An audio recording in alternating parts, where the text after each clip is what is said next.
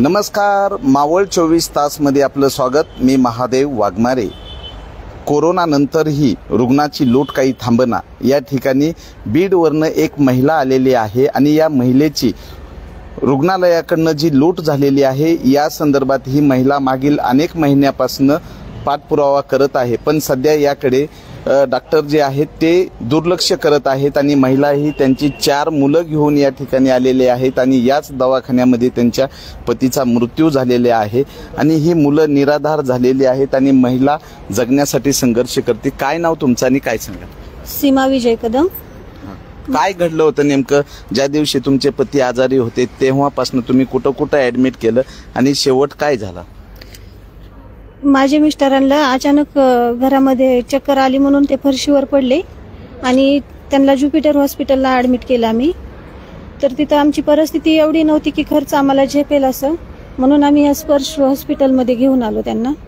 त्यांना अगोदर बोललो होतं की आमची आर्थिक परिस्थिती नाही, तर ते बोलले होते की 10,000 रुपये पर डे असा खर्च होईल, तुम्ही घेऊन या। आणि इथं आल्यानंतर असं काही झालं नाही। इथं आलं की दुसऱ्या दिवशी 50,000 रुपये त्यांनी भरायला सांगितले आम्हाला आणि तिसऱ्या दिवशी तर मिस्टरांना आम्हाला भेटून पण नाही दिलं आणि भेटून दिलं नाही आणि पैसे भरायला सांगितले 20,000 रुपये तिसऱ्या दिवशी सकाळी 8 वाजताच।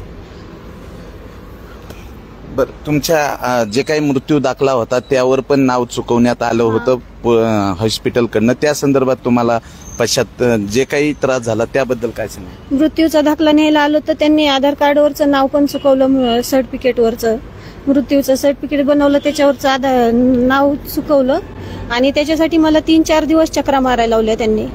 आणि माझ्यापाशी एक तर माणूस नाही, कुणी घरात मीच पळती, एवढी 4 लेकरं घेऊन जिथं जायचं तिथं परिस्थिती बी एवढी नाही आणि माणूस पण कुणी नाहीये। मला 4 लेकरं घेऊन मी त्या दिवशी बीडवरून आले इथं। ते फक्त बोलले होते की आम्ही पैसे मदत करतो म्हणून।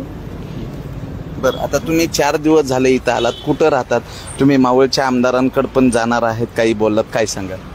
त्यांच्याकडे पण जाणार आहे, कारण परिस्थिती माझी अशी की कुणीतरी मदत करावं ह्या आशाने आले मी इथं। कुणीतरी म्हणजे वाघ साहेब म्हणले होते की मी मदत करतो तुम्हाला, तुम्ही या म्हणून, फक्त त्यांच्या तेवढ्या शब्दावर मी आशेने बीडवरून इथं आले 4 लेकरं घेऊन। पण इथं आल्यावर असं काही झालं नाही। तर बोलतेत की मी असं बोललोच नाही, मी देणार नाही, तुम्ही काही पण असं कराल तर मी पैसे देऊ का, असं बोलते ते।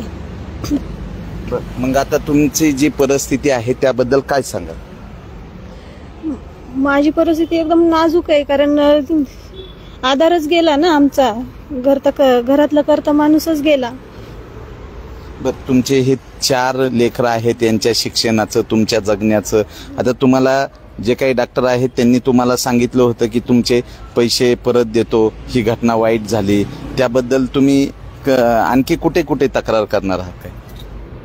इकडे तुम्ही दवाखान्यामध्ये अर्ज दिलाय, काय तक्रार केली, त्यावर काय म्हणण्यात आलं? आम्ही अगोदरच 2-3 दिवसापूर्वी त्यांना अर्ज केला होता की असं आहे म्हणून आम्ही येणार आहोत, तर तो बोलते तर अर्ज नाही, अर्जाचा काही रिप्लायच नाही दिला त्यांनी, म्हणून असं काही होत नाही म्हणले, कुणी कुणाला पैसे देत नाही म्हणून त्यांनी अर्जाचं बी उत्तर काही दिलं नाही जास्त। तर ही महिला बीडवरनं कुठल्या गावातनं आलात तुम्ही?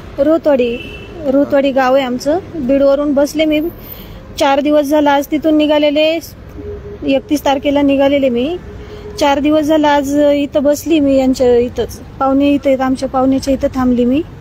तर 4 दिवस झालं नुसतं येती जाती, काही बोलत नाहीत, काही नाही, फक्त देतो म्हणले तर फोन उचलत नाहीत, काही नाही असं। तुमचे जे पती आहेत इथं ऍडमिट केल्यानंतर तुम्हाला किती दिवस त्यांना भेटू दिलं नाही आणि ते ज्यावेळेस तुम्ही औषध उपचारासाठी पैसे देत होतात तेव्हा ते तुमच्याशी बोलत होते किंवा तुम्हाला माहिती होतं ते जिवंत आहेत काय? असं पेशंट 2 दिवस भेटू दिलं, तिसऱ्या दिवशी त्यांनी काही भेटून नाही दिलं आणि भेटायला गेलं तर नाही बोलले, नंतर भेटा, हे कुठं झाडायचा वेळ आहे, पुसायचा वेळ आहे, असं कारणाने आम्हाला अगोदर आदल्या दिवसापासून भेटायलाच नाही दिलं। म्हणून आम्हाला शंका आली, म्हणून विचारलं तर त्या दिवशी सकाळी 20,000 रुपये भरले की लगेच 1 तासाने सांगितलं की तुमचा पेशंट गेला म्हणून।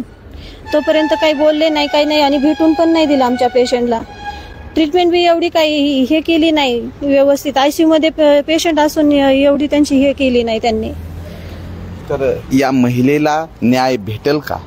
या महिलेची 4 मुलं आहेत, तिचं जगणं अवघड झालेलं आहे. आता ह्या महिला ही निराधार झालेली आहे. तरीही मावळचे आमदार सुनील शेळके यांच्याकडे दाद मागण्यासाठी जाणार आहेत आणि डॉक्टर यांना विनंती केली असता डॉक्टर म्हणतात की तुम्ही आम्हाला पत्र देऊन धमकी देताय का, असं या महिलेला बोललं जाते. 4 दिवसापासून ही 4 मुलं घेऊन महिला सोमाटणे फाटा येथील पर्श हॉस्पिटलच्या समोर उभी आहे. तिला कुठलीही दाद दिली जात नाही. खरंच गरिबांसाठी न्याय मिळतोय का त्यांची हेळसांड होती, हा प्रश्न या ठिकाणी उपस्थित झालेला आहे. मावळ 24 तास प्रतिनिधी महादेव वाघमारे, धन्यवाद.